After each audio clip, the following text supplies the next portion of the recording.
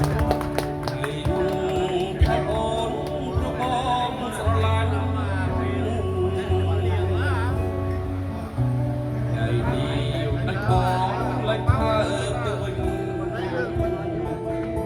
េខថើគឺវិញ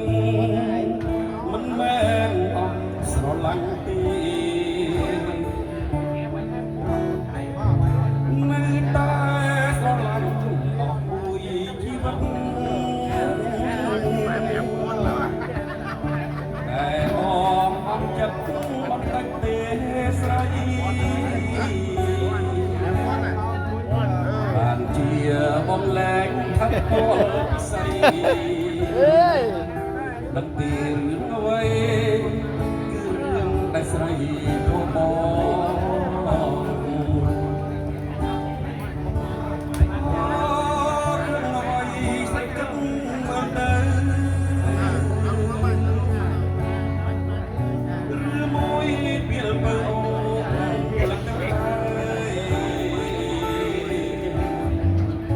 បងប្រាប់ចុះថាប្រលឹង